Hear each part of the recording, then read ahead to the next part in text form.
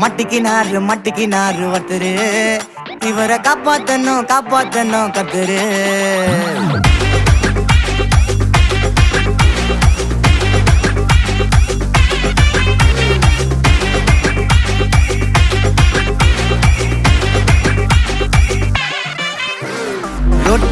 Road கடை குருமா, திரும்பி உனக்கு வந்து அச்சுது பாரு கருமா.